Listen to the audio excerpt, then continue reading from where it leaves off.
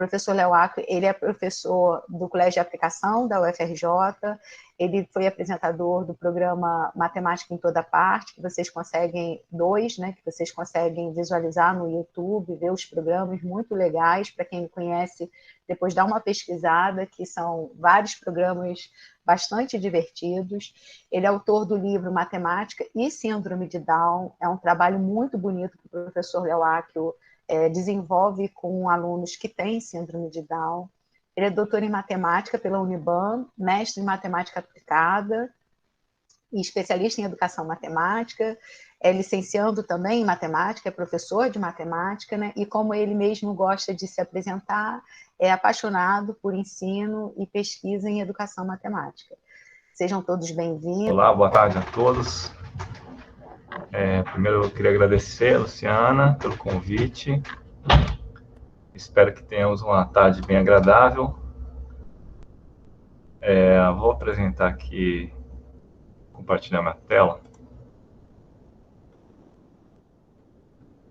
Bom, eu não vou estar vendo vocês mais, nem o chat, então qualquer coisa, abre o áudio e fala. E pode falar se tiver alguma dúvida, alguma pergunta, tá bom? Então, beleza, vamos lá. Eu vou falar um pouco sobre a carreira do professor de matemática e o prazer da matemática. Então, como a Luciana falou, eu sou professor do Colégio de Aplicação da UFRJ. Então, falando sobre a carreira, será que é a melhor profissão do mundo? Não sei, né? Não sei se a gente vai ganhar tanto dinheiro assim, como esse jogador de pôquer aí, ou então vamos trabalhar num lugar paradisíaco, como esse rapaz aí do lado direito, que ele é uma espécie de síndico de uma ilha paradisíaca aí, né? Mas eu trabalho na Lagoa, então eu tenho uma vista bem legal essa é às 6 da manhã, do Cristo, da Lagoa. E onde mais eu poderia dar aula de forró? Para quem não sabe, eu gosto muito de forró pé de serra e me arrisco dando aula para os meus alunos uma vez por ano. Sempre relacionando matemática com o forró, com a dança. Como tudo começou? Então, tudo começou em casa, né? Meu pai, ele sempre me incentivou com problemas de lógica. Então, era uma daquelas crianças que não conseguia dormir sem conseguir resolver um problema. E aquilo ficava na minha cabeça até eu conseguir resolver. Então, meu pai, desde o início, foi um incentivador para o pensamento lógico matemático, né? No ensino fundamental e médio, a matemática que eu vi era uma matemática mais tradicional, né? Nessa época, eu tinha muita facilidade com a matemática, ia para casa, estudava pelos livros, pelo livro didático, né? E o que eu conseguia fazer em sala de aula. Então, não tinha muitas dificuldades com relação à matemática. E chegando no cursinho pré-vestibular, eu comecei a ver uma matemática um pouco diferente. Uma matemática que os professores, eles, quando possível, eles mostravam a origem da fórmula, mostravam o raciocínio que estava por trás de um determinado procedimento matemático. Isso começou a me despertar a curiosidade, né? Eu não tinha visto a matemática ainda por esse ângulo. Mas, no primeiro ano do cursinho, eu escolhi odontologia. A gente sabe que a escolha da profissão é uma coisa difícil, né? Sorte daqueles que já sabem o que querem fazer da vida, até lá no ensino médio. Então, no primeiro ano do cursinho pré-vestibular, eu pensei em fazer odontologia. E só no segundo ano que eu percebi que eu só estudava matemática, física e química, né? E aí eu pensei, bom, eu acho que eu devo ir para a área de exatas. E aí surge a primeira dúvida, quando se quer ir para a área de exatas, né? Qual engenharia escolher? Essa é a primeira dúvida que surge. Bom, mas no decorrer desse segundo ano de cursinho, eu comecei a fazer um curso chamado Matemática Aplicada à Vida, de um professor do ITA, lá de São Paulo, professor Aguinaldo Prandini Riccieri, e nesse curso ele mostra a matemática de um jeito totalmente diferente, de um jeito que eu nem sonhava ver, né? Ele apresentava a matemática a partir da história da matemática, ele ainda apresenta, na verdade, ele ainda mantém esse curso, e apresentava também as aplicações da matemática na vida. A matemática na natureza, a matemática nas consultorias que ele aplicava, né? E aí pensei, por que não fazer matemática? Aí comecei a aventar a possibilidade de fazer matemática e matemática aplicada. Aí surge a segunda dúvida. Morrerei de fome? Essa é uma dúvida que surge quando você pensa em fazer uma carreira pura, né? Sei lá, uma física pura, biologia, línguas, né? E aí surge a dúvida 3. Quanto posso ganhar? Né? Uma dúvida legítima aí, né? Quanto que podemos ganhar se optarmos pela licenciatura ou por uma área mais pura, né? Como pesquisador. Então, observando o salariômetro da FIP de 2015, tem alguns salários aí antigos já, mas salários altos, né? De juiz federal, por exemplo, 20 mil, provavelmente está mais que isso. Cirurgião plástico, quase 19 mil. Desembargador, 30 mil, etc. Né? E o professor, 40 horas. Isso é uma média nacional de dados de 2017, tá, pessoal? Então, professores de educação infantil, 2.100, professores dos anos iniciais, 2.300, fundamental, 3.200, ensino médio, 2.500 e superior, 5.000. Então, a gente já vê logo de cara que existe uma diferença salarial muito grande entre professores da educação infantil e professores do ensino superior, né? Bom, na minha opinião, essa diferença não deveria existir, porque professores da educação infantil tem que ser muito bom para ser professor da educação infantil dos anos iniciais, né? Na rede federal, por exemplo, essa diferença não existe, para vocês conhecerem, né? Então, eu trabalho no colégio de aplicação. O colégio de aplicação tem professores da educação infantil até o ensino médio, e o nosso salário ele é equiparado aos professores da universidade, tá? Então, professoras, amigas minhas que atuam na educação infantil têm o salário de professor da universidade. E são 40 horas de dedicação exclusiva, no caso, né? Bom, as referências de professores de matemática que eu tive ao longo da minha vida foram as seguintes. Eu tinha um professor na escola particular, na escola que eu frequentei, né? O professor Roberto, se estiver me assistindo aí, um abraço, professor. Era um professor que ele tinha todas as turmas do colégio, era uma coisa incrível. Eu comecei a ter aula com ele na quinta série, né? Antiga quinta série, e fui até o terceiro ano do colegial, na época.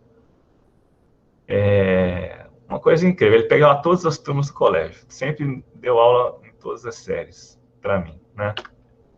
Ele tinha uma moto Vespa, eu não sei se vocês conhecem, a maioria de vocês não deve conhecer essa moto, Ele era alegre, era contente, engraçado, querido pelos estudantes e parecia feliz. Outras referências professores de cursinhos do cursinho para vestibular que eu frequentei, né? Então, eles tinham carros razoáveis, eles tinham uns 60 tempos de aula por semana, eles viviam dormindo lá no banquinho da sala dos professores. Eles eram engraçados, alegres, contentes, queridos pelos estudantes e pareciam felizes dando aula, né? Bom, então, observando isso, pensei, bora para a facul, fé em Deus. Muito bem. E aí, na graduação, eu descobri que existe uma outra matemática. Vocês devem saber do que eu estou falando, né? É uma matemática diferente do ensino básico, uma matemática diferente da do cursinho, no meu caso, uma matemática diferente do curso que eu fiz, Matemática Aplicada à Vida. É uma matemática que exige de você que você prove tudo, tá certo? Prove que 1 mais 1 é igual a 2, prove que a soma dos ângulos internos de um triângulo é 180, prove um monte de coisa, né? Então, temos uma outra matemática na graduação. Na graduação, ainda eu descobri que eu queria ser professor. Então, essa minha trajetória desde a primeira escolha de odonto, na verdade, a primeira escolha foi direito, né? Meu pai é advogado, então, no segundo ano do ensino médio, eu pensei em fazer advocacia, mas passei por advocacia, odonto, engenharia de alimentos, matemática aplicada. Entrei na Unicamp para fazer matemática aplicada e, no decorrer do curso, no primeiro ano da faculdade, eu decidi pela licenciatura. Então, eu fui convidado para dar aula num cursinho preparatório para escolas técnicas lá em São Paulo. E desde o primeiro dia que eu pisei na sala de aula, eu descobri que eu queria ser professor. Então, como dizem, eu fui picado pela mosca branca, né? Nesse dia, eu percebi que eu poderia fazer a diferença na vida dos estudantes, né? Poderia fazer a diferença na vida daqueles aluninhos e aluninhas que estavam lá. E eles falavam, poxa, professor, mas por que ninguém me apresentou a matemática desse jeito, não sei o que lá, isso foi me empolgando, né? E aí, então, entrei para a licenciatura nesse primeiro ano da graduação. Na graduação ainda, eu aprendi a ser autodidata, né? Porque a gente tem professores, às vezes, que nem falam a nossa língua, falam uma outra língua.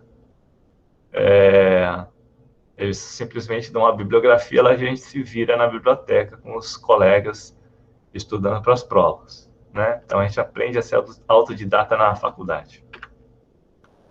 A gente aprende a pesquisar por conta própria. Aprendi várias piadas do bandejão. Então, para quem não conhece a Unicamp, também tem um bandejão lá.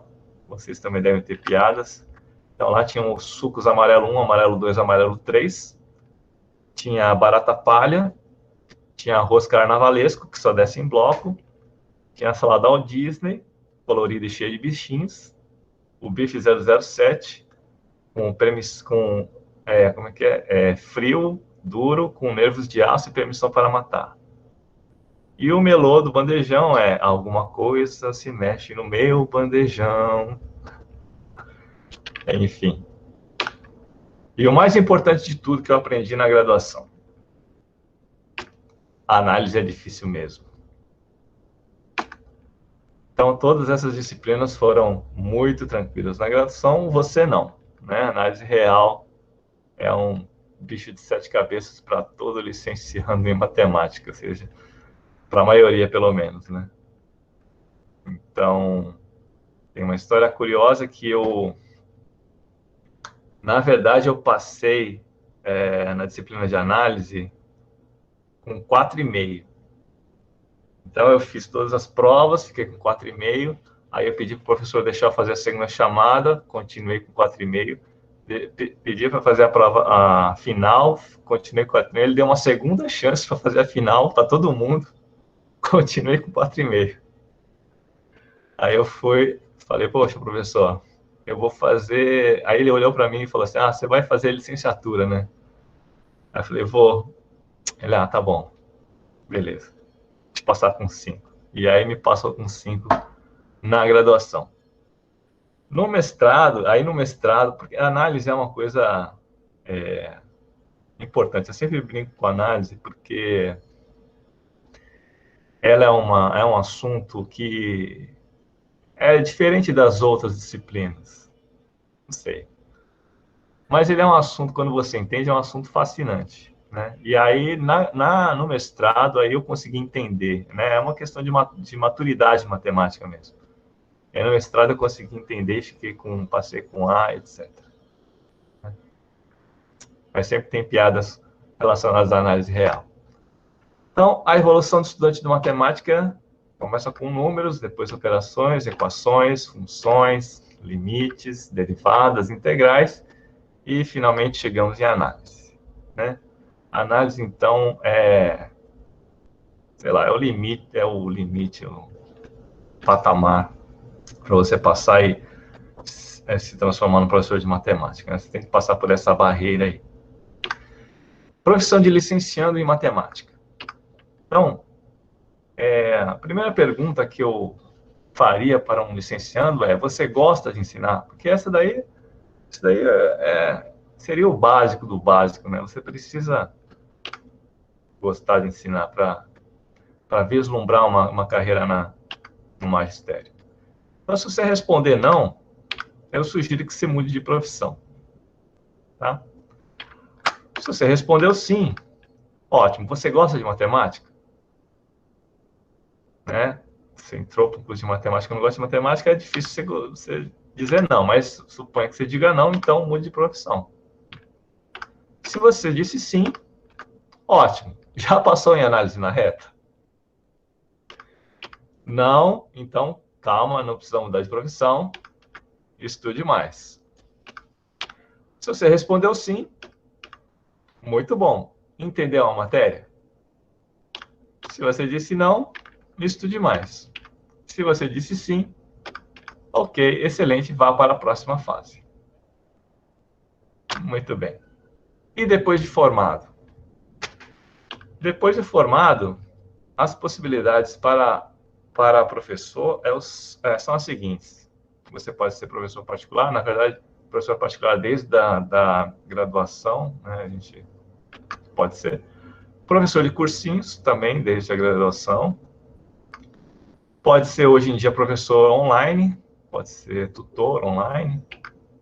Pode ser professor de ensino médio fundamental, em escolas públicas e privadas. Pode ser professor de ensino superior, da pós-graduação. Pode ser autor de livros, pode dar consultoria pedagógica para instituições de editoras. Tá? Então, essa daqui é a evolução, né, mais ou menos, da minha carreira. Eu comecei lá em 94, dando aula particular, em cursinho preparatório, ganhava na época R$10 por hora. E aí, em 98, eu me formei em 97, tá? Mas em 98, talvez uma das coisas mais difíceis dos licenciandos que são formados é você conseguir o primeiro emprego. Por quê? Porque você não tem experiência em nenhum outro colégio, né? Você vai fazer entrevista, a pessoa vai perguntar, tá, mas você trabalhou em qual colégio? E aí você nunca trabalhou em colégio, só fez estágio. E claro que você vai estar competindo com outras pessoas que já têm experiência, e por isso que você conseguir o primeiro emprego é muito difícil. Então, no ano de 98, eu procurei, não consegui, e aí virei concurseiro. Né? Fiz aí para fiscal do trabalho, fiscal do INSS, essas coisas. Enquanto isso, eu fazia concurso para outras escolas também. E aí eu fiz um concurso para a Fundação Osório. Passei em 7º lugar e chamaram 6. Beleza. Fundação Osório, para quem não conhece, é uma escola federal também, tá? Vinculada ao Colégio Militar. E aí eles me chamaram para ser professor substituto lá na Fundação Osório.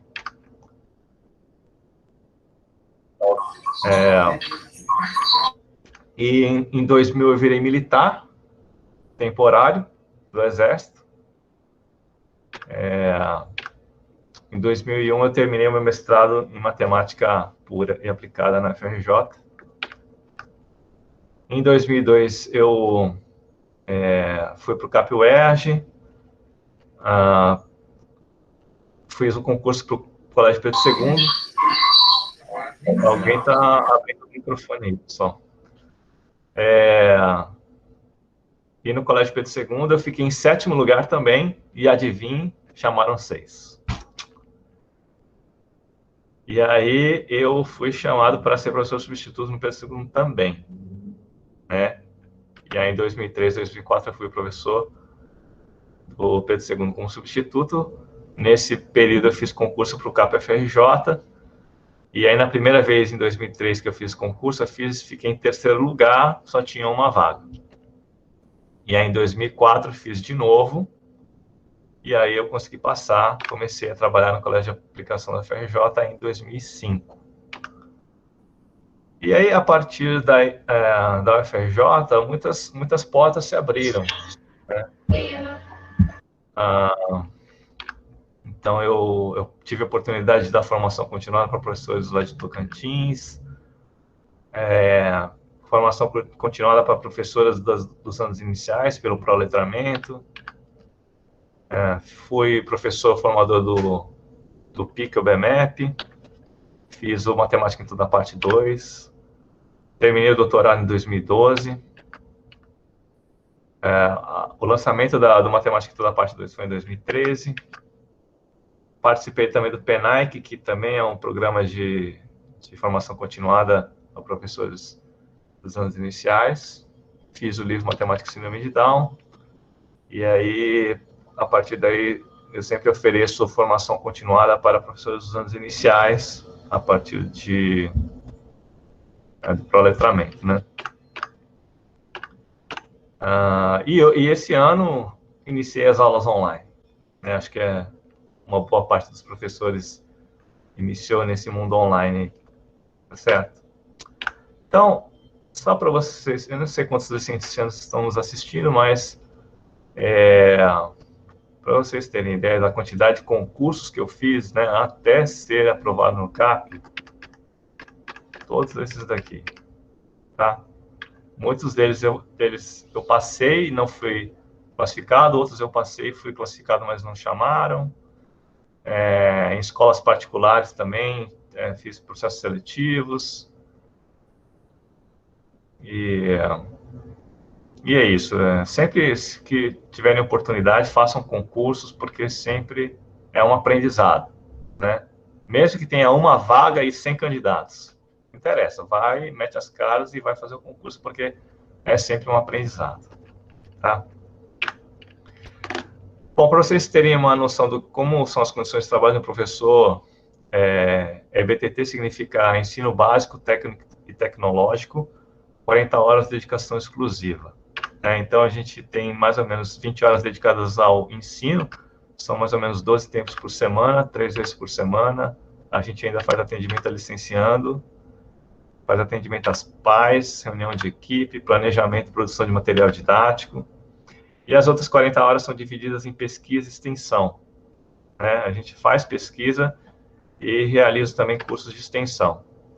Na pesquisa tem a ver com produção de artigos científicos, cursos de extensão, participação em pós-graduação. Às vezes a gente participa de especializações, de mestrado profissional. Orientamos TCC, mestrado, doutorado. Então, no ano passado eu orientei um doutorando da Faculdade de Educação, da FRJ. Temos trabalho de parceristas em revistas também, comissão de prova de admissão, essas coisas. Então, trabalhamos bastante aí, né? Coordenação de setor. Uma coisa interessante para quem entra na rede federal é que existe uma redução de carga horária para você fazer mestrado e doutorado, ou você pode ter uma redução dos dias da semana, ou você pode ter licença para estudos com vencimentos, isso é importante frisar, ou o melhor dos mundos é você ter licença para estudos com vencimentos e com bolsa, né? Então, no meu caso, eu fui fazer o doutorado em São Paulo, como é mais de 400 quilômetros de distância da minha casa, eu tive direito à bolsa pelo CNPq, né? Então, para quem está curioso saber os salários dos professores federais, vocês podem consultar no site transparenciabrasil.gov.br. Mas está aqui, ó. Dedicação exclusiva, você começa lá com 4.400. Se você tiver só graduação, aí vai aumentando se você tiver aperfeiçoamento, especialização, mestrado, doutorado, né? E nosso salário pode chegar, na última tabela, até 20.530, que é o final da carreira de titular, certo? Então, é um salário razoável aí, né? É um salário bem razoável. E por que eu estou apresentando esse cenário bom entre aspas, né? Porque eu acredito que, independentemente de onde você estiver trabalhando, você precisa saber que existem essas condições. Precisa saber que a educação, ela tem jeito, mas precisa de investimento. Não tem outro jeito, não tem outro jeito. Se você quiser desenvolver um país, uma nação, você precisa investir em educação, né?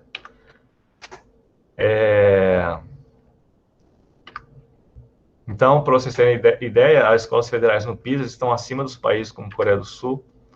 Em 2018, as federais tiveram 469 pontos, enquanto a média nacional foi 384. Então, vocês podem ver aí em leitura, matemática e ciências. Em primeiro lugar é Pequim e Xangai, mas se fosse só as escolas federais, em leitura a gente estaria em 17º junto com a Austrália, acima da Dinamarca. Em matemática a gente estaria em 38º, acima da Croácia. E em ciências a gente estaria em 27º, acima da Noruega, né? Próximo à Dinamarca e à França. Então, é uma coisa para se pensar. As instituições federais de ensino pelo país espalhadas estão aí nesse mapa. Institutos federais, escolas técnicas, Pedro II. Aqui tem um outro mapa. E para vocês terem ideia da evolução, em 2002 começou com tinha 140 e foi aumentando. Hoje temos mais de 661 unidades de instituições federais. Ok? Então, essa parte foi falando sobre a carreira do professor de matemática. Tá? Vamos falar um pouco, então, sobre a matemática e o prazer que ela proporciona. Então, a primeira pergunta que eu te faço é a seguinte: como a matemática te afeta? Como você se sente estudando matemática? Você se sente bem? Você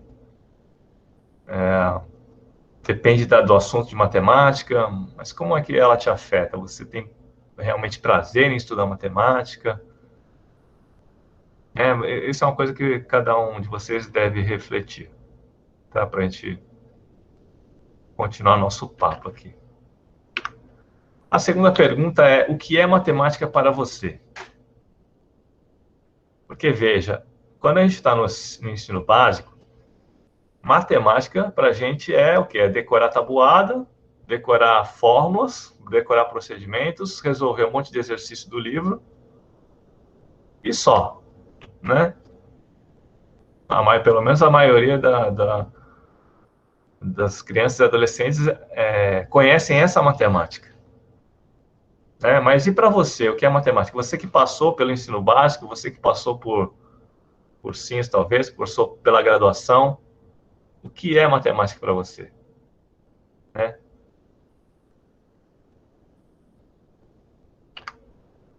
Então, a gente pode pegar no dicionário do grego matema, conhecimento ou aprendizagem, matematikos, inclinado a aprender, a ciência do raciocínio lógico e abstrato. É uma ciência que lança a mão da lógica para a resolução de problemas e desenvolvimento de teses e hipóteses. É o que o matemático faz. Mas o que o matemático faz? Vocês sabem o que o matemático faz? Tem aquela piada que o matemático transforma café em teoremas, né? Mas, além disso, o que o matemático faz? Ele tem pensamentos matemáticos. Tá, mas o que seriam pensamentos matemáticos? Então, um pensamento matemático que eu considero importante é por quê, né? É uma pergunta que sempre surge nos pensamentos matemáticos. Por quê? Outra pergunta é, e se fosse? E se, dados os 5 postulados de Euclides, e se fosse diferente o quinto postulado? Então, o quinto postulado diz, dado uma reta, um ponto fora dela, existe uma única reta que passa por esse ponto e é paralela à reta dada. Mas e se fosse diferente esse teorema, esse postulado? E se fosse dado uma reta, um ponto fora dela, existem pelo menos 2 retas que passam por esse ponto e são paralelas a essa reta. Olha só que legal, a gente tem uma outra geometria. Né? Olha que doido. A gente não tem uma geometria euclidiana, a gente tem uma geometria hiperbólica. E se não existissem retas paralelas? Aí a gente cai numa outra geometria, que é a geometria projetiva. Né? Então, matemáticos têm esses pensamentos. E se a gente mudar essa variável aqui, vamos ver o que acontece aqui. É um trabalho de investigação mesmo. E ele se pergunta, né, por que isso acontece, por que isso funciona. Então, a primeira coisa que o matemático faz é observar padrões. Então, como exemplo, a soma dos ângulos externos de um polígono convexo. Vocês devem saber que a soma dos ângulos externos de um polígono convexo é 360 graus, correto? E aí ele faz perguntas do tipo, mas por que a soma dos ângulos externos é 360 graus? E aí ele observa que isso funciona para o triângulo, e aí faz uma prova lá para o triângulo, observa que isso acontece também para os quadriláteros, faz uma prova lá para os quadriláteros, mas ele percebe que também funciona para o pentágono. E aí ele começa a ficar encasquetado. Poxa vida, funciona para o pentágono também? Será que funciona para o hexágono? Aí ele vai, pega um hexágono, vai, faz as contas, verifica que dá 360 também. Aí já era, né? Aí é o que o matemático faz. Ele observa um padrão, ele observou um padrão que acontece isso para triângulos, para quadriláteros, para pentágonos, para hexágonos. E aí a pergunta que surge natural é o qual? Será que essa regra funciona para todos os polígonos? Essa é a pergunta natural que o matemático faria. E aí ele lança uma conjectura. Então, a primeira coisa que o matemático faz é observar padrões. A segunda é criar conjecturas. E aí ele pergunta, será que vale para todos? E aí... Tem alguém fazendo barulho aí, pessoal.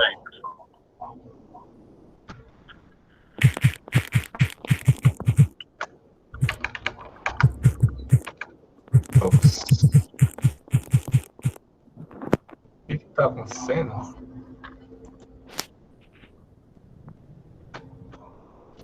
Tem o microfone de alguém que está aberto. A Natasha, eu acho que consegue mutar para a pessoa se ela... acho que já foi. Tá. Beleza.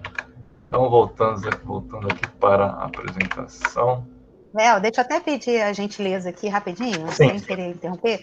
Por favor, deixem o microfone desligado. A gente está pedindo que deixem o microfone desligado e em um dado momento vocês vão poder abrir, mas por enquanto, por favor, permaneçam com o microfone desligado. Muito bem. Então, lançada essa conjectura, será que vale para todos os polígonos?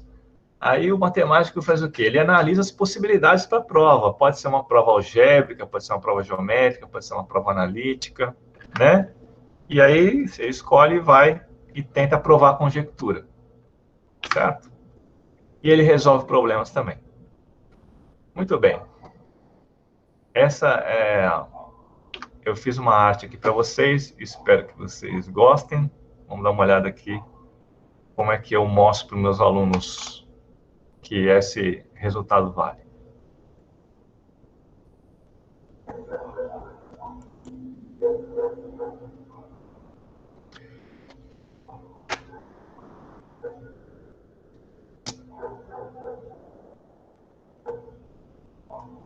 Então, você vai se imaginar partindo de um dos vértices e caminhando em um dos lados do polígono desenhado no chão. Quando você chega no próximo vértice, faz um giro de forma que esse seja da mesma medida do ângulo externo. E continua caminhando para o próximo vértice e faz isso para todos os vértices.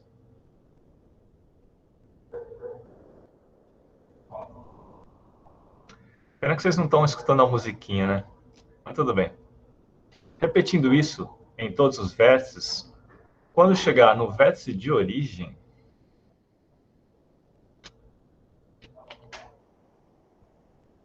e realizar o último giro, voilá, você terá dado uma volta completa, ou seja, 360 graus. Muito lindo, né? Muito lindo isso. Então, matemáticos fazem isso.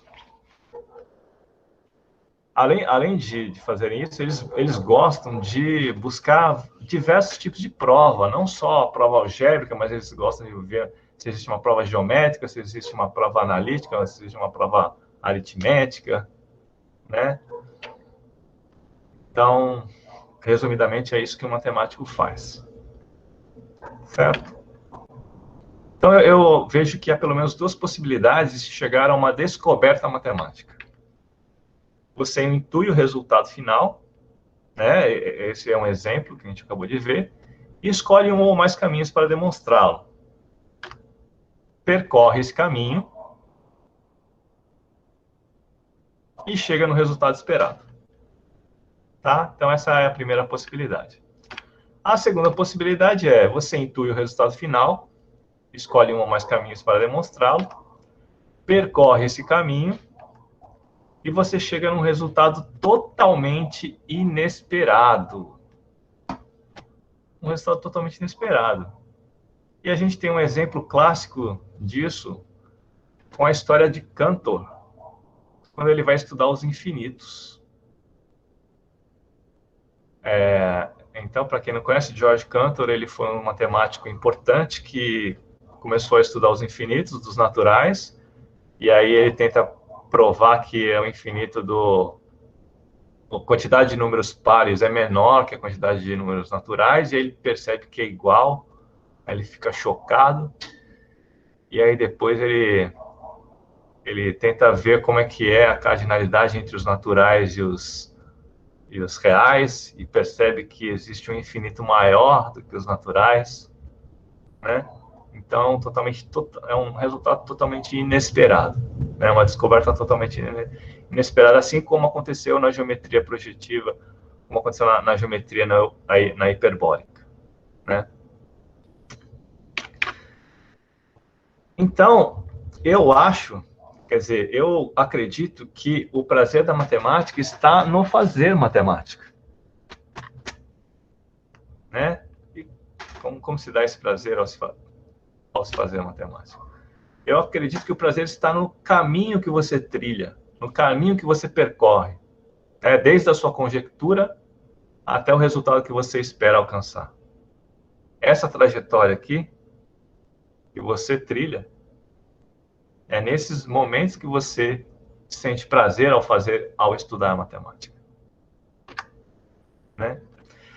E como fica a transposição didática? Transposição didática, para quem não conhece, é transpor o conhecimento científico para a sala de aula, né? Como é que você apresenta esse conhecimento científico da academia para os estudantes do ensino básico?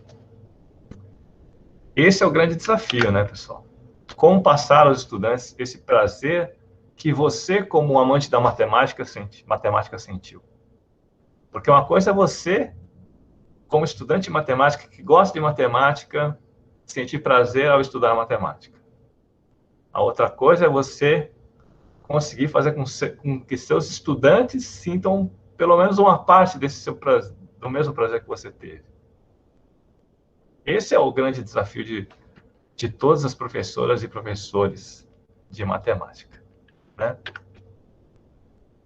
Ou então você simplesmente apresenta o caminho pronto e acabado, que é o que acontece na maioria das vezes, infelizmente.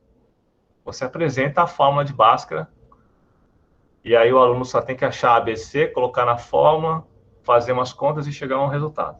Né? É o que acontece na maioria dos livros didáticos.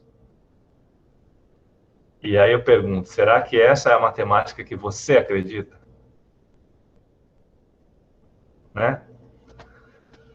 Bom, isso é uma pergunta que só você poderá responder, né? Esse é o grande desafio de todos os professores e professores. Muito bem.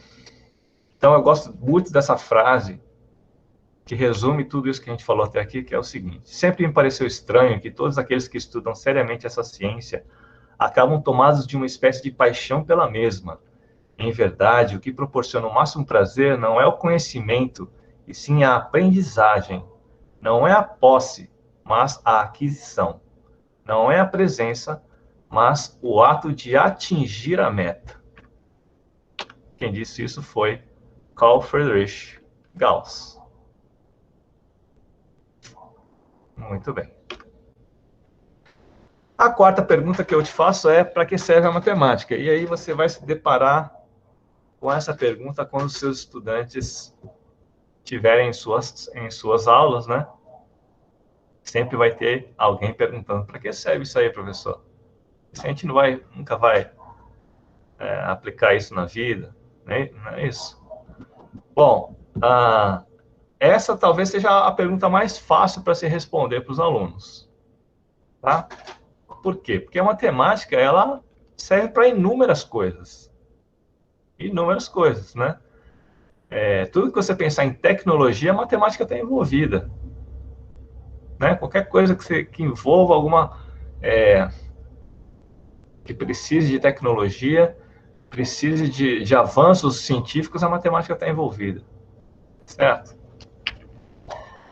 Então, essa é a pergunta mais fácil a ser respondida. Você pode apresentar qualquer programa de documentário que fale sobre a matemática na vida. Então, Matemática em Toda Parte 2, para quem não conhece, são 13 episódios. Eu apresento em cada um deles, entrevisto 2 profissionais da área, e esses 2 profissionais me falam como que a matemática influencia no trabalho deles. Né? Vocês facilmente encontram no YouTube. E um outro programa que eu recomendo fortemente é o Isto é Matemática, do português Rogério Nunes, eu acho. É excelente esse programa. Tá? Tem aí um monte de temporadas, tem muito mais episódios que o Matemática em Toda Parte. Muito, muito legal também. Só que quando o aluno está te perguntando para que serve a matemática, na verdade ele está querendo saber outra coisa. E aí vem o grande desafio do ensino em educação matemática. A pergunta que o aluno quer saber é: por que ele, aluno do ensino básico, deve aprender matemática? E essa é a pergunta que você deve responder para você mesmo. Por que um estudante do ensino básico deve aprender matemática? E cada um de vocês vai ter uma resposta, e você precisa ir em busca dessa razão, né? Precisa pensar nas suas aulas em função dessa resposta que você vai dar. Então, a sua resposta dependerá do seu conceito de matemática. Então, o que é matemática para você? É resolver um monte de exercícios do livro didático, é resolver exercícios de Olimpíada de Matemática, é fazer matemática como eu apresentei. O que é matemática para você? E como ela te afeta? Então, eu vou falar para vocês o que eu acho sobre por que a gente deve ensinar. Então, para mim, é uma das maneiras para se desenvolver o raciocínio lógico. E por que a gente quer desenvolver o raciocínio lógico? Para desenvolver o espírito de investigação para recorrer aos conhecimentos matemáticos para compreender e atuar no mundo, pensar melhor e tomar decisões na vida. Porque você é hoje o quê? Fruto das decisões que você tomou no passado, certo? Agora, pensar melhor, você pode pensar melhor com literatura, você pode pensar melhor com música, você pode pensar melhor com artes, você pode pensar melhor com dança, você pode pensar melhor com cinema, pode pensar melhor com diversos assuntos, né? Mas eu acredito que quanto mais pontos de vista a gente tem, melhor para a gente refletir e poder tomar uma decisão. Matemática é um dos pontos de vista da vida que você pode ter com relação à vida. E eu considero que é importante porque é diferente dos outros. Assim como artes é diferente dos outros, filosofia é diferente dos outros, literatura é diferente dos outros, né? Matemática é só mais um dos. Tá certo? Um resultado interessante é que estudos mostram que alunos que estudaram mais matemática no ensino médio, isso nos Estados Unidos, tá? Foram mais bem-sucedidos profissionalmente, independentemente da área que escolheram. Kate Devlin, O Gênio da Matemática, é o livro que eu também recomendo vocês a lerem. Tá? Então, esse é um dado interessante aí para se refletir. Certo? E aí vem a pergunta número 6. O que ensinar de matemática? Bom, temos aí a BNCC, né? Tanto do fundamental quanto do médio. E aí a BNCC diz o que ensinar de matemática. Mas a matemática da BNCC contempla o que você acredita ser matemática? A matemática da BNCC contempla aquilo que você acredita que vai dar prazer aos alunos? É uma coisa difícil, né? Nem sempre isso acontecerá. Então, eu sempre pergunto para os licenciados que vão fazer estágio lá no CAP, e para licenciados de uma forma geral, né, que eu encontro pelas palestras,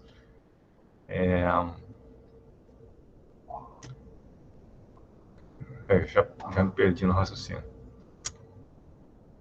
O que você ensinaria, lembrei, o que você ensinaria para os estudantes do ensino básico se não houvesse Enem?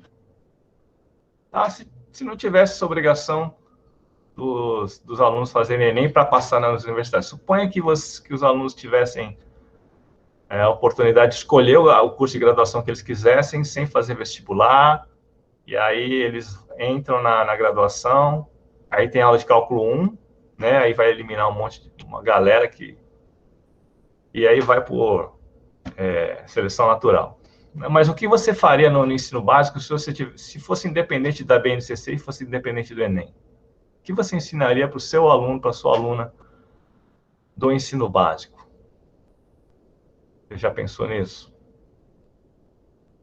Será que você ensinaria divisão de polinômios? Sei lá, chutando aí. Matrizes determinantes? Sei. Né? Então, eu vou dizer para vocês o que eu faria se não tivesse essas amarras, né? Então, conteúdos que sirvam para qualquer indivíduo exercer a cidadania. Exemplos: educação financeira, probabilidade, teoria dos jogos. Conteúdos que deem prazer de aprender, e aí é uma coisa pessoal, né? Matemática recreativa, a arte, ligada com arte, né? Geometria projetiva, fractais, mágicas, daqui a pouco a gente vai ver um pouco de mágica. Jogos, poker, eu ensino poker para meus alunos do 9º ano, para introduzir o conceito de probabilidade. Cubo mágico, lá no CAP a gente faz oficinas de cubo mágico, desenvolve o raciocínio geométrico espacial. Conteúdos que promovam o desenvolvimento do raciocínio lógico, também infinitos, lógica, falácias, paridade, grafos, teoria dos jogos. Então, para o ensino de matemática, tenha em mente o seguinte. Um dos objetivos é que o estudante desenvolva o raciocínio lógico, certo? Portanto, um ensino baseado em memorização é uma coisa que já está ultrapassada, né, pessoal? É uma coisa que só a memorização não dá. Né? Só decorar a tabela, só decorar a fórmula, só decorar... É uma coisa que sei. Memorização, você tem curso de memorização aí. Memorização não serve para muita coisa. Você sabe, por exemplo, de química orgânica? Você lembra de química orgânica? Você estudou para passar no vestibular, mas...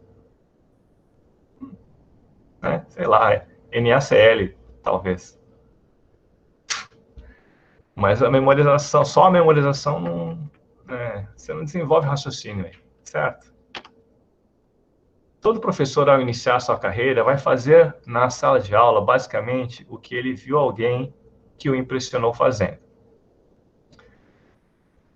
Então, a gente tem que ter consciência do seguinte, que precisamos, se a gente acredita numa matemática diferente da matemática tradicional, a gente precisa quebrar esse ciclo vicioso. Né? Porque é um ciclo vicioso, porque você... sei lá, então a graduação ela é uma matemática totalmente diferente da matemática do ensino básico. E aí quando você vai dar aula, você repete a aula que você aprendeu no seu ensino básico. Porque a graduação não oferece ferramentas, outros elementos para você pensar em fazer uma aula diferente, né? Quer dizer, até oferece alguns, mas às vezes você não oferece todos, então muitas das vezes você acaba repetindo algumas coisas que você, como aluno, viu. Então a gente precisa quebrar esse ciclo vicioso aí. Essa é uma frase do Biratan D'Ambrosio, História da Matemática e Educação, 96. Então seja ousado, acredite na sua matemática. Acredite na matemática que te dá prazer. Né? Isso daí chama-se insubordinação criativa, certo? É claro que sabemos que muitos professores não têm tempo para preparar a aula, né? Porque tem que trabalhar em um monte de escola, né? Mas se você tiver oportunidade, no finalzinho da aula, sei lá, planeja a sua aula para você colocar um pouco da matemática que você acredita, né? Não só a matemática do que está no currículo, né? E se você discorda, então, mais uma razão para você ser um insubordinado criativo, tá certo? Então, exemplos, né? Como que eu aprendi a ensinar grafos, paridade, geometria projetiva, lógica, infinitos para a turma do sexto ano?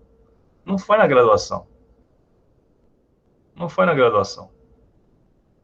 Né? Na verdade, geometria projetiva eu só aprendi no mestrado. Então, essa é uma matemática que eu acredito. Né? É uma matemática que eu acredito. E eu tenho a sorte de trabalhar num colégio que nos dá liberdade para fazer isso.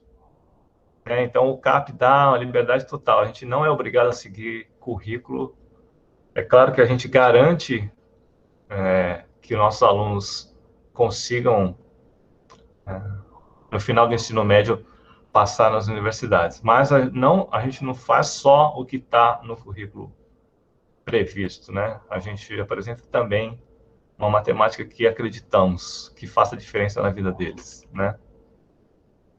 Então, para quem tiver curioso, tem uma playlist lá no meu canal do YouTube com esses assuntos aí, tá bom? Então, a faculdade só vai te dar o pontapé inicial. E aí eu sempre digo, depois que você se forma, você nunca mais vai deixar de estudar. Se você quiser continuar oferecendo um trabalho de qualidade, você nunca mais vai deixar de estudar. As diversas experiências te darão base. Assista a aula de outras pessoas. Seja autêntico, criativo. É importante tentar, falhar, reaplicar. Aprende a ensinar ensinando, a dar aula dando aula. Então, quanto mais experiência vocês tiverem, melhor. Se você puder trabalhar na educação infantil, no Fundamental 1, Fundamental 2, ensino médio, superior, em cursinho, dar aula para EJA, dar aula para alunos de inclusão, dar aula na pós, dar aula de formação continuada, dar aula online. Tudo é experiência, tudo vai te enriquecer como profissional. Tá certo? E onde está a felicidade? Né? A pergunta 7. Onde está a felicidade? Considere o seguinte. Sua crença no que é matemática. Tá? Considere a consciência de como exatamente ela te afeta. Ok? Então, considerando essas duas coisas, a felicidade está na busca contínua dessa matemática, na matemática que você acredita, na preparação dessa transposição didática, ou seja, no planejamento do encontro de matemática que você vai ter com seus estudantes, na aplicação, na análise dos resultados e na reaplicação dessa aula. Né? Porque não é na primeira aula, na primeira vez que vai dar certo, né? A probabilidade de dar errado é muito maior do que de dar certo. Então, você vai reaplicar essa aula algumas vezes. Na liberdade de realizar esse processo. A gente sabe que nem sempre isso acontece, né? No salário que te proporcione isso. É claro que se você tiver que trabalhar em, sei lá, 3 escolas, vai ser difícil realizar isso, mas... E fazer a diferença na vida dos alunos, né? A felicidade está aí. A gente está nessa vida, a gente está nesta carreira docente, por quê? Por causa dos alunos. É por isso que nós estamos com professoras e professores. Escolhemos essa profissão por causa dos estudantes. Porque nós sabemos que nós influenciamos e nós fazemos a diferença na vida deles. Então, a felicidade, do meu ponto de vista, está nesses pontos aí, nesses itens aí. Tá bom? Agora, um pouco de magia. Deixa eu só ver que horas são. Então, chegamos à metade. Espera aí.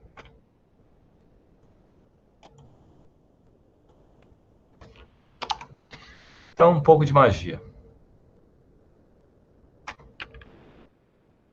Vamos falar um pouco de paridade. Então, para quem não conhece, paridade simplesmente é o conceito de par ímpar. E por ser um assunto que parece muito corriqueiro, um assunto que se aprende lá no primeiro ano do ensino fundamental, né, a jogar par ou ímpar, os professores, em sua maioria, desprezam um pouco esse assunto. Mas é um assunto fascinante, é um assunto que dá muito caldo, dá muito pano para manga. Vamos dar uma olhada nele. Então, paridade tem a ver com par ímpar. Vamos começar como definindo o número par ímpar para as crianças, porque eu acredito que a matemática ela não começa no 6º ano. Né? A matemática não começa no Fundamental 1. A matemática começa na educação infantil. O pensamento matemático, ele começa na educação infantil. Né? Então, um dos trabalhos que eu estou envolvido nos últimos anos é na educação infantil. Né? Então, eu vim da educação matemática inclusiva, fiz um trabalho muito interessante para crianças com síndrome de Down, mas eu vi na educação infantil a possibilidade de pesquisar e essa pesquisa chegar para todas as crianças, independentemente se ela é uma criança típica ou uma criança com algum tipo de deficiência. Né? Então, eu tenho uma filha de 6 anos e eu faço experimentos com ela, tipo Piaget, sabe? E eu tenho encontrado resultados bem interessantes, né, do raciocínio matemático para crianças da educação infantil. Então, como é que você definiria o número par e o número ímpar para as crianças, né? Então, você pode começar com o corpo, né? A gente tem um par de mãos, a gente tem um par de olheiras, um par de narinas, um par de olhos, um par de pés, tá certo? E aí, então, isso aqui é um par, né?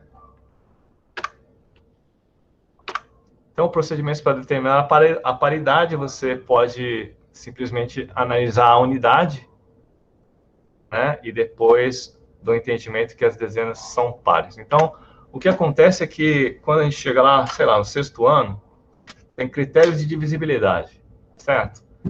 E aí o professor fala, critério de divisibilidade por 2 é dividir por 2 e ver se dá resto 1 ou resto 0. Ok. Outro jeito. Olha para o último número, se for natural, e vê se termina em 0, 2, 4, 6 ou 8. Tá certo? E se terminar em 1, 3, 5, 7 ou 9, é ímpar. Perceba que quando você faz isso, você está dando uma regra para o aluno. Você não está justificando por que basta analisar o algoritmo das unidades para saber se o número é par. E aí, se o aluno perguntar, mas por que, professor? Cara, você tem que se virar para justificar isso para ele, né? Na verdade, você deveria pensar no seu planejamento essa justificativa, certo? Por que basta olhar para a unidade, né? Então, como justificar isso? Então, eu apresento para vocês um material muito interessante chamado Numicon. Deixa eu escrever aqui com vocês. Numicon. Cadê?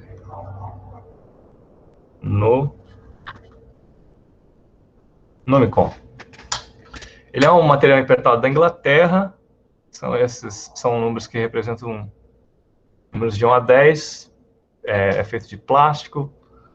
E aí a vantagem desse material é que você pode, de 2 em 2,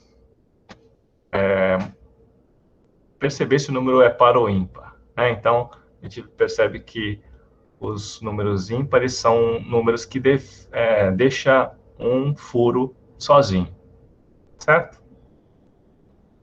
Muito bem. E aí você pode colocar as crianças para descobrir os seguintes resultados. O que acontece se eu pegar um número par e somar com outro número par?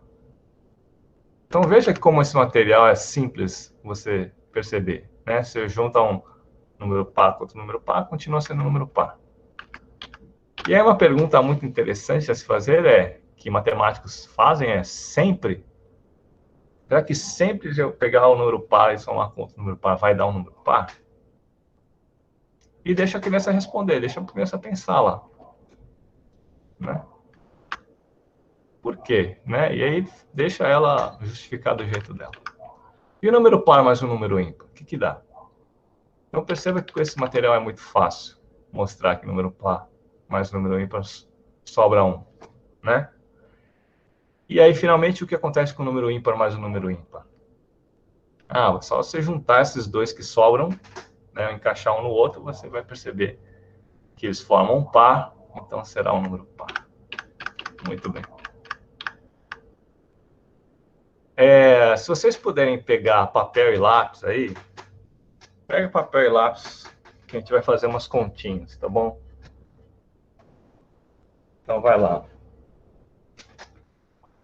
Pega papel e caneta, vamos fazer umas brincadeiras aqui. Então, problema 1. 11 engrenagens estão colocadas num plano. Todas elas podem rodar simultaneamente? Essas daí, né? Aí você vai olhar para isso aí e falar assim, por que não rodaria, né? Por que não rodaria isso aí? Não tem por que não rodar. Pois é, mas existe uma... Eu vou falar logo as respostas, porque como a gente não está presencial, fica muito complicado fazer virtual. Mas existe uma razão que justifica que essas engrenagens não rodam. Então, a razão é a seguinte: para duas engrenagens rodarem, elas precisam... Quer dizer, se uma engrenagem roda no sentido, a vizinha vai rodar no outro sentido. Tá? Tem alguém com o microfone aberto. Então, se uma roda no sentido horário, a vizinha vai rodar no sentido anti-horário. Então, a gente poderia botar aqui mais para o sentido horário, menos para o anti-horário. Então, essa aqui com certeza vai ser horário, anti-horário, horário, anti-horário, horário, anti-horário, horário, anti-horário, horário. Ih, deu ruim aqui, hein? Por quê? Porque não é possível duas engrenagens vizinhas rodarem as duas para o mesmo sentido, né? Então, o probleminha aí parece que não tem nada a ver com paridade, mas tem a ver com paridade. Muito bem, pega aí papel e lápis e encontra 5 números ímpares que a soma seja 100.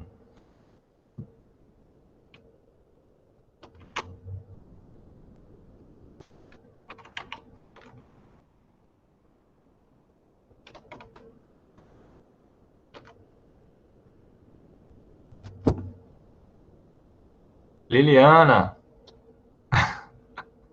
muito bom te ver por aqui. Não dá, a Luciana está falando que não dá, é impossível, Gislene. Vocês acertaram, mas por que não dá? Bom, porque o número ímpar mais o número ímpar, nós sabemos que dá um número par, certo? Mas eu falei 5 números ímpares, né? Então, a soma de 5 ímpares dá o quê? Vai dar um ímpar, impossível dar 100. Olha só que legal. Então, a gente está mexendo com paridade e a gente não está fazendo conta nenhuma. Olha que maneira, é só raciocínio lógico, é só argumentação matemática, cara. Entendeu? Próximo aí, vamos tentar fazer isso aqui, ó. Suponha que exista notas de R$1, R$3 e R$5, tá bom, pessoal? É possível conseguir 25 notas com 10 notas de 1, 3 ou 5? Pode repetir essas notas aí, tá? Tá bom? Tenta aí. Eu preciso de 10 notas. 1, 2, 3, 4, 5, 6, 7, 8, 9. 10 notas e tem que dar R$25. Beleza? Então, poderia colocar, sei lá, 5, mais 5, 10, 11, 12, 13, 14, 15, 16, 17, 18, 19, 20, 21, 22. Não deu certo. Então, substituir aqui por 5. Sei lá. Tá, vai tentando aí, vê se consegue achar. Vamos ver o que o pessoal está respondendo aqui. Não, pois a quantidade de notas é par e o valor de zero é ímpar. Paulo Monteiro. Vocês concordam com o Paulo?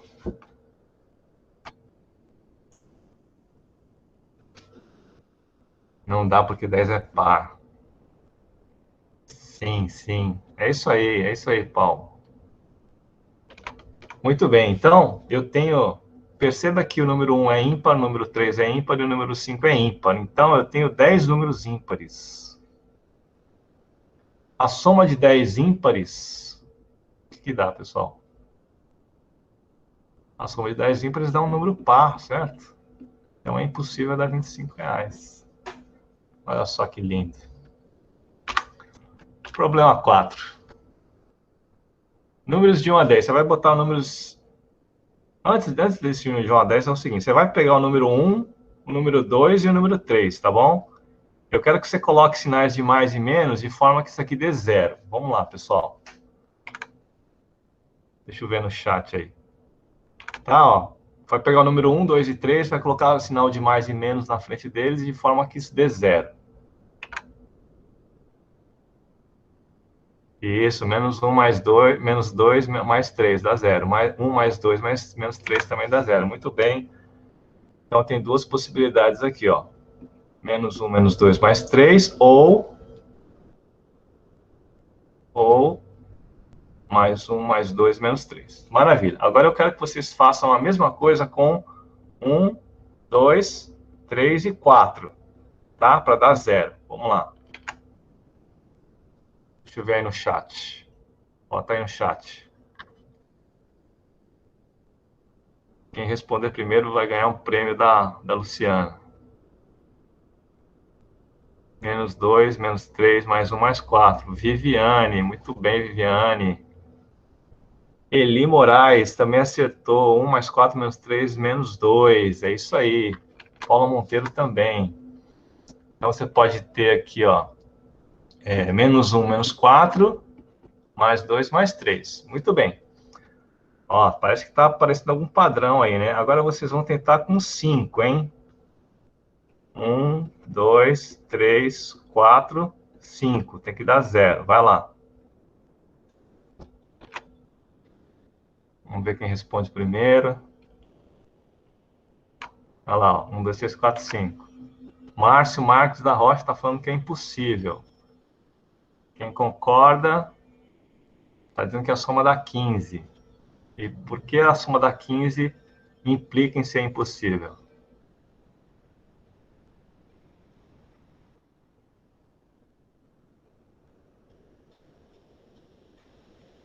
Não sei, né, pessoal? De repente é possível. Alguém...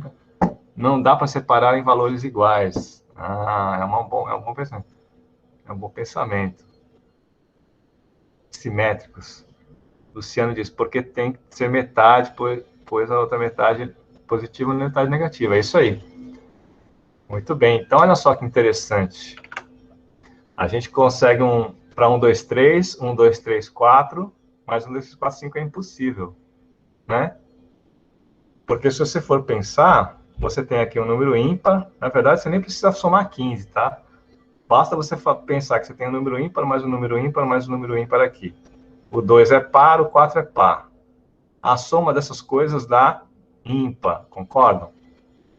Né? Porque eu tenho 3 números ímpares aqui, com certeza vai dar ímpar. Se eu tenho um número ímpar, eu preciso dividir em números positivos e números negativos, em igual quantidade, para poder dar 0. Ou seja, é impossível.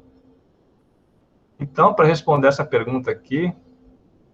então vamos para o próximo desafio. Um gafanhoto pula ao longo de uma linha. Então, o gafanhoto está aqui, ó. Gafanhoto. E esse gafanhoto vai pular ao longo de uma linha reta, tá? Eu não vou conseguir fazer uma linha reta aqui. Então, no primeiro pulo, ele vai 1 centímetro ou para a direita ou para a esquerda, tá bom? No segundo pulo, ele vai 2 centímetros da onde ele parou, né? Para a direita ou para a esquerda. No terceiro pulo, ele vai 3 centímetros para a direita ou para a esquerda e assim por diante. Tá legal? A pergunta é, depois de 10 pulos, é possível o gafanhoto retornar à sua posição inicial? Deu para entender, pessoal? Então, por exemplo, ó, vou fazer um pulo, tá? Se o gafanhoto fizer um pulo, ele vem para a direita ou para a esquerda. E ele não consegue voltar para a posição original. Tudo bem? Agora, se ele fizer 2 pulos, ó, vamos ver. Se ele fizer aqui um para a direita e agora no segundo pulo tem que ser 2 centímetros. Então, ele vai parar aqui. Em 2 pulos, ele não consegue voltar. Em 3 pulos, será que ele consegue? Vamos ver. Ó. Primeiro pulo, 1. Segundo pulo, ele tem que ir 2 centímetros. 2. E no terceiro pulo, ele tem que ir 3 centímetros. Então, ele consegue, né? Porque ele pode voltar. Com 3 pulos, ele volta para a origem. Beleza? E a pergunta é, após 10 pulos, o gafanhoto pode retornar à sua posição inicial? Sim ou não? Por quê?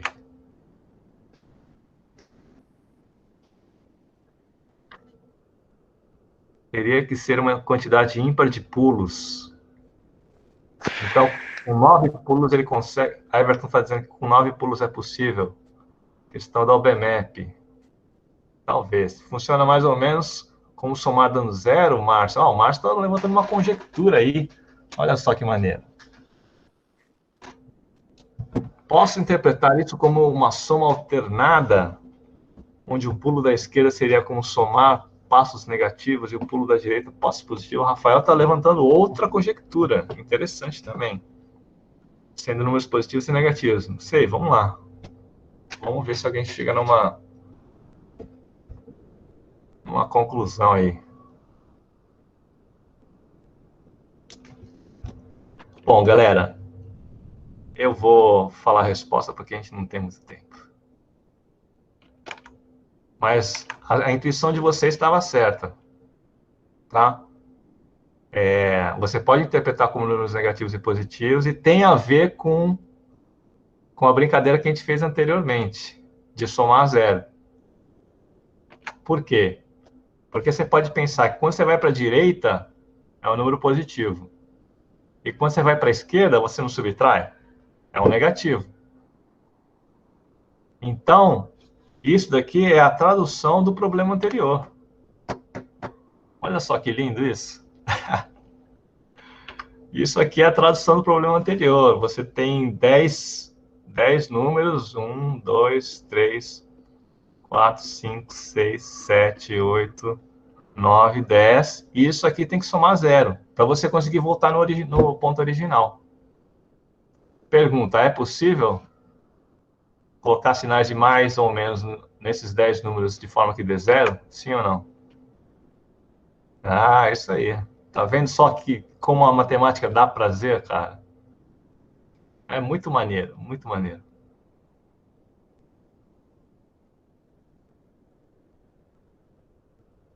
E aí, alguém consegue responder? É possível? É impossível? Não é possível, Everton. Por quê? Porque dá 55 a soma. Essa é uma solução possível.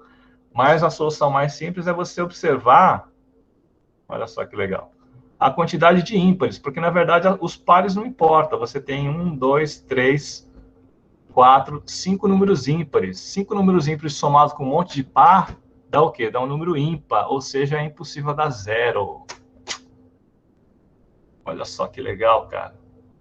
E aí você consegue responder se fosse 9 pulos. Alguém falou aí. Ah, 9 pulos daria. Não daria também. E 11 pulos? Ah, 11 pulos daria. Olha só que legal. Se fosse 11 pulos, você teria 6 números ímpares e aí a soma seria par. E aí daria para ser zero. Muito maneiro isso, né? Olha só como paridade é um assunto que a maioria das pessoas despreza e é muito legal. É muito legal, né? Esse problema do xadrez, ele tá nesse livro aqui, ó. Eu não vou fazer todos, tá? Então, pessoal, não existe mais. Bom, isso daí é... O que a mágica tem a ver com isso, né? A mágica, ela exige a atenção dos estudantes. A mágica exige uma análise da situação. Conjecturas são criadas. Tentativas para comprovar as conjecturas também. E o entendimento da mágica pela lógica. Então, a mágica é uma ferramenta didática muito legal, muito interessante, tá? Então, Círculos Matemáticos, a Experiência Russa, vocês encontram esse livro lá no site do INPO, da SBM, tá? Muito legal. E aí tem um capítulo só de paridade. Muito bem, agora eu quero fazer uma brincadeira com todo mundo, pessoal. Essa mágica é a seguinte. Vê se vocês... vamos lá.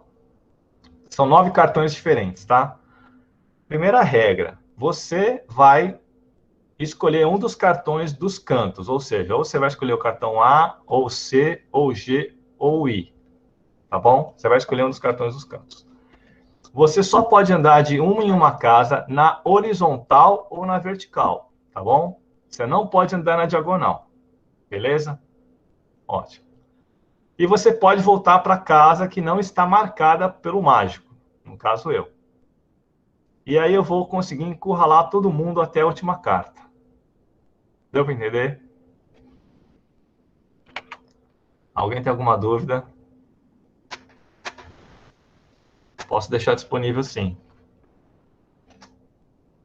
Muito bem. Então, você vai escolher, por exemplo, suponha que você escolheu o A, tá?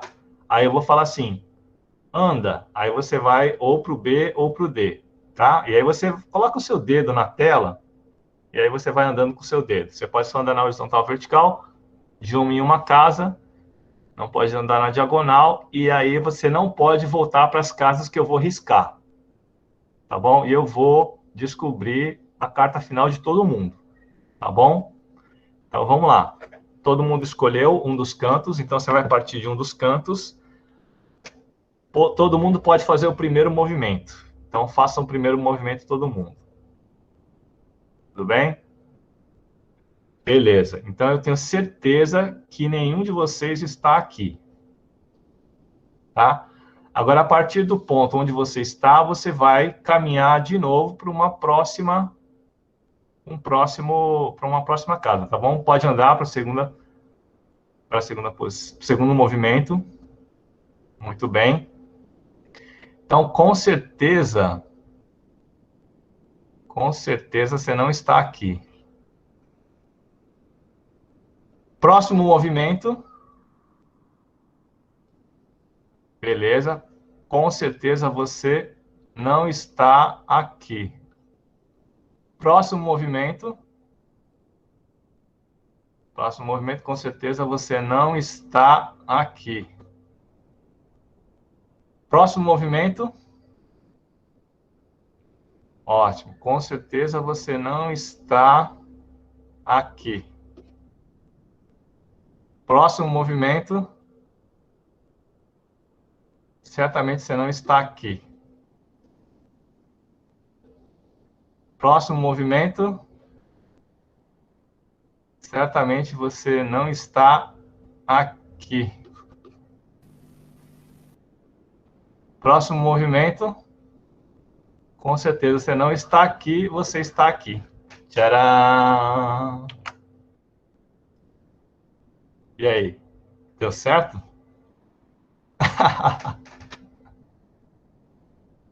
Muito legal isso, né, cara? Muito maneiro. E isso tem a ver com paridade. Isso tem a ver com paridade. Nada mais é do que par e ímpar. Eu só estou explorando o conceito de par e ímpar nessa brincadeira. Tá? Então, meus amigos, a matemática, ela é linda, a matemática é fascinante. E você tem que apresentar para os seus alunos essa matemática fascinante. Beleza? Vamos continuar aqui. Ah, vocês querem a explicação? A explicação é a seguinte, ó. Deixa eu ver se eu consigo... A explicação é a seguinte. Como você vai escolher... Vou numerar aqui, ó. 1, 2, 3, 4, 5, 6, 7, 8, 9, tá?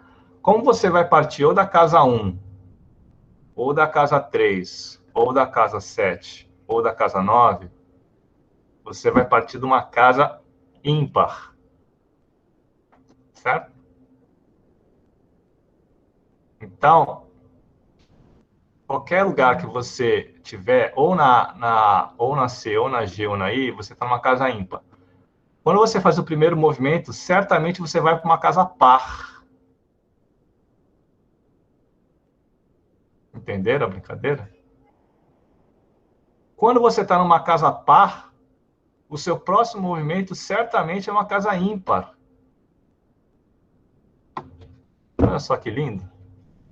Quando você está numa casa ímpar, certamente o próximo movimento será numa casa par. Então, qual é a do mágico? O que o mágico faz? Ele vai eliminando as casas ímpares, depois elimina uma casa par, depois elimina uma casa ímpar, depois elimina uma casa par. ímpar, par, ímpar, par, e chega finalmente numa casa ímpar, que é a última casa que necessariamente você vai chegar. Tudo bem? Lindo, né, pessoal? Muito bom. Muito bom. Então vamos lá, continuando.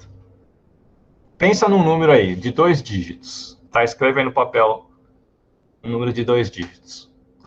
Agora você vai subtrair o dígito das dezenas. Então, por exemplo, se você escolher o número 54, você vai subtrair o algarismo das dezenas. Tudo bem? E você vai chegar num resultado aí. Todo mundo conseguiu? Beleza. Não precisa falar qual é o resultado, tá? Pode guardar para você mesmo. Com o resultado, você vai subtrair o algarismo das unidades. Tá bom? E aí você vai obter um resultado aqui. Você vai guardar esse resultado na sua memória e você vai observar a tabela. E você vai tentar achar o seu resultado. Então, por exemplo, se o seu resultado for 15, você vai olhar para o símbolo que está à direita do seu número. Deu para entender? Essa é uma cobrinha aqui. Se o seu resultado for 50, você vai olhar para o símbolo da direita, que é esse negócio aí de floco de neve. Então, encontra o seu número aí, nessa tabela. Então, aqui, a primeira linha é de 0 até 10, 0 até 9, a segunda de 10 a 19, a terceira de 20 a 29, etc. Todo mundo encontrou? Já olhou para o símbolo do lado direito? Muito bem. Atenção. Vou mostrar a imagem que você observou. Veja. Tcharam!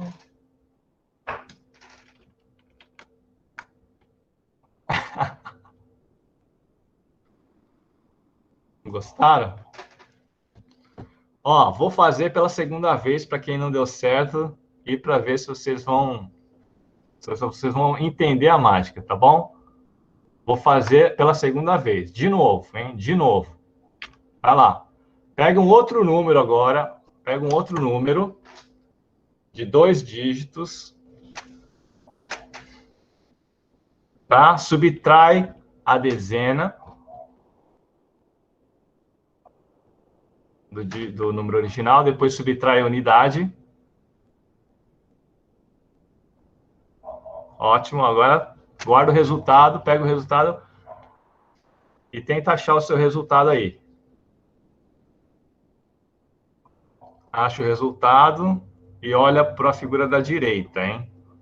Se der 70, por exemplo, essa gotinha aqui.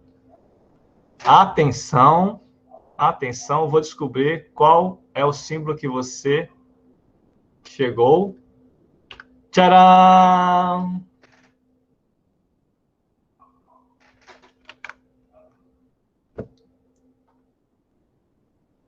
Cristiana está falando, na diagonal, os símbolos são resultados da tabuada de 9.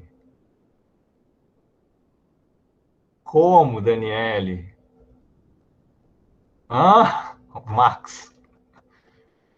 Na primeira deu, mas na segunda não. E, Paulo, rever suas contas lá, ó. Reveja suas contas. E depois eu mostro a tabela de novo. Errou? Errou na conta, certamente.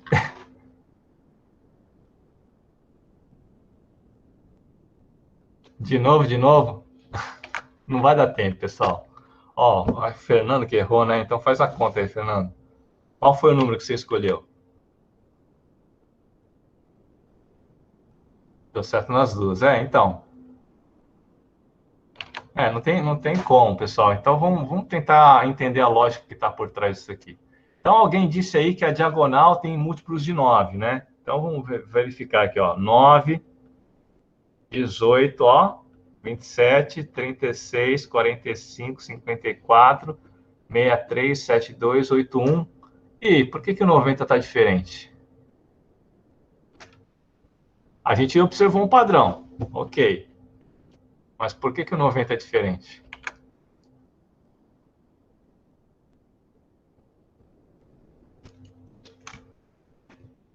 Por que o 90 é diferente?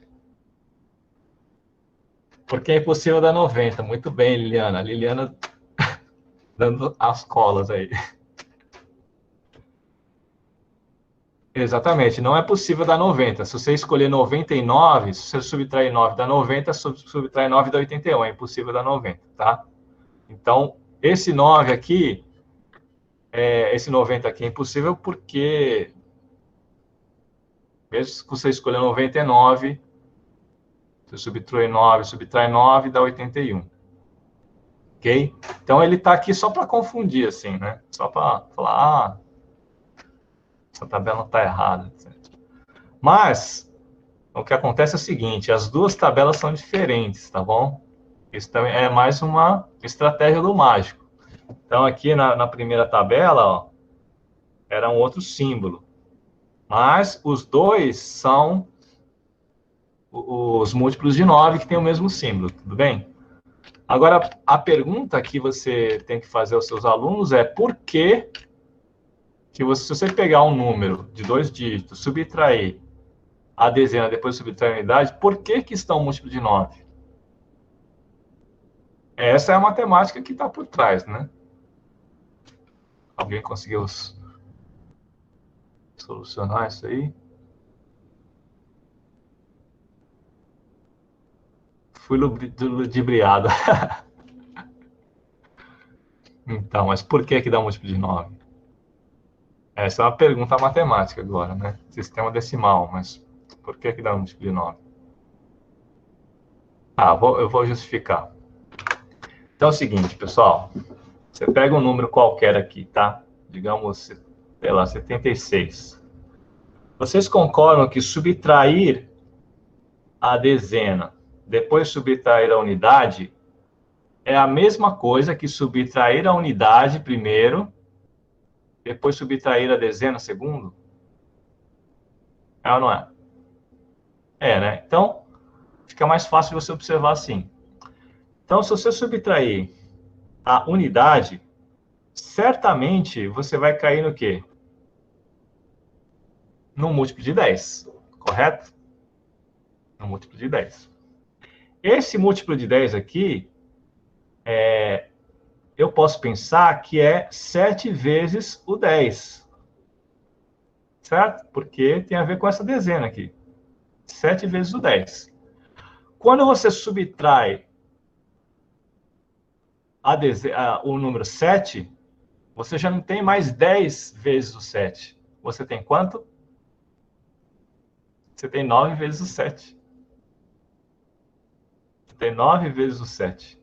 Por isso que sempre dá um múltiplo de 9 aqui. Certo? Muito legal, né? Muito bem. Deixa eu ver uma coisa aqui. 20 minutos. Eu não vou conseguir fazer todas as mágicas com vocês. Então, eu vou para a última mágica.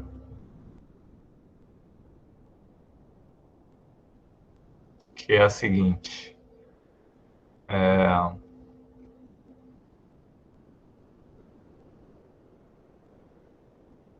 Eu vou para a última mágica, que é a seguinte.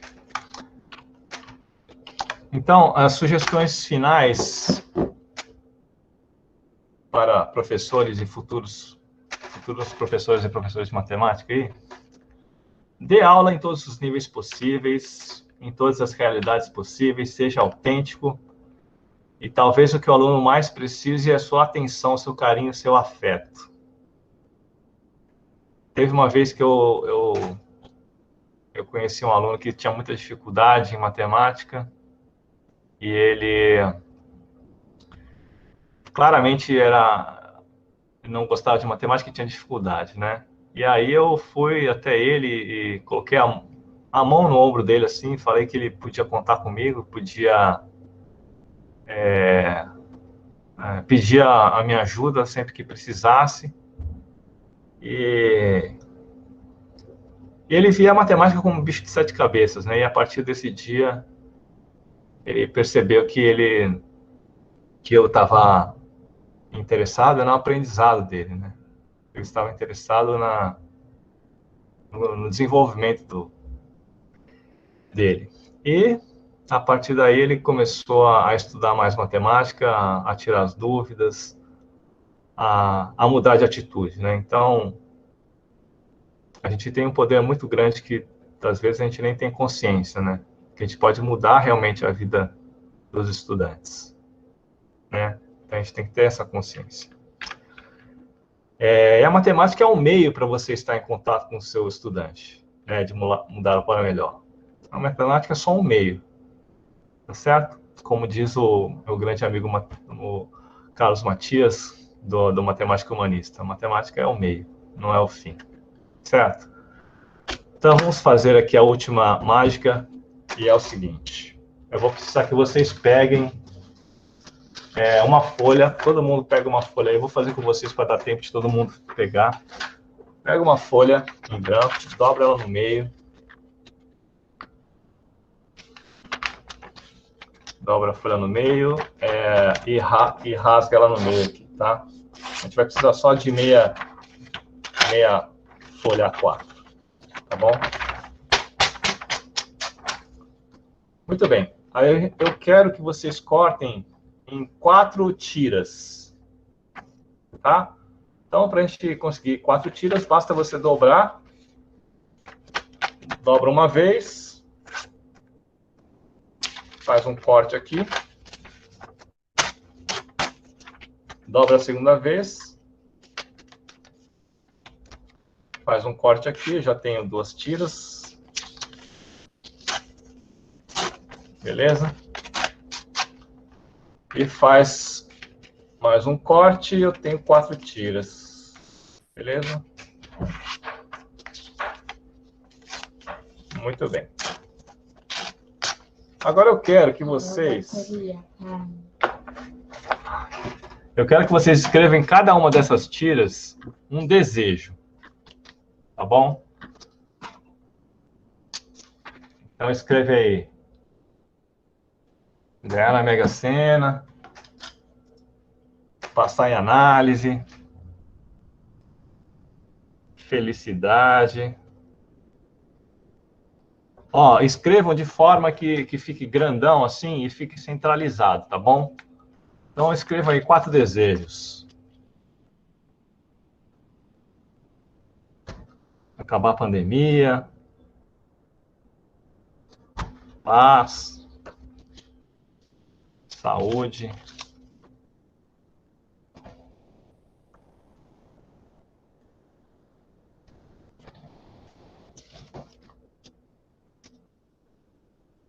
Muito bem. Todo mundo escreveu 4 desejos? Ok, você pode embaralhar esses desejos aí de forma aleatória. Maravilha. Agora você vai deixar a escrita virada para baixo. Tudo bem? A escrita virada para baixo. Você vai rasgar no meio essas tiras de papel. Ok? Rasgou no meio. Agora, vai colocar a metade da mão direita em cima da esquerda. Beleza? Então, colocou aqui em cima da esquerda. Troque com o colega do lado, não vai ter, não precisa fazer essa parte aí. Então, você vai pegar os 3 primeiros pedaços do topo.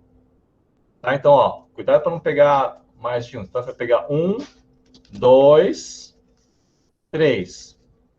Tá? Vai pegar os 3 do topo e vai colocar no meio desse monte aqui que sobrou. Tá? Não vai dar exatamente no meio, vai ser 3 para um lado, 2 para o outro, mas coloca os 3 juntinhos aqui, tá? Coloca os 3 juntinhos aqui assim. Beleza. Você vai pegar o próximo e vai guardar no bolso, tá? Pega o próximo de cima e guarda aqui no bolso. Beleza. Agora você vai escolher retirar 1, 2 ou 3 pedaços. Beleza? Você que escolhe. Eu vou tirar 1. Pega esse pedaço aqui e joga fora. Mas você pode escolher tirar 2 ou você pode escolher tirar 3. Tanto faz. Beleza? Muito bem, agora vamos para o ritual da semana. O ritual da semana é o seguinte. A gente vai pegar os papéis em cima e vai colocar embaixo na seguinte ordem, ó. Segunda, terça, quarta, quinta, sexta, sábado, domingo. Beleza, esse foi o ritual da semana. Agora vamos para o ritual da sorte. A sorte a gente vai colocar para o final. E o azar a gente vai jogar fora. Tá? Começando pela sorte, então. Sorte para baixo, azar fora. Sorte para baixo, azar fora. Sorte para baixo, azar fora. Teve gente que já acabou, não tem problema. Sorte para baixo, azar fora. Sorte para baixo, azar fora. Muito bem. Agora pega o que você tinha.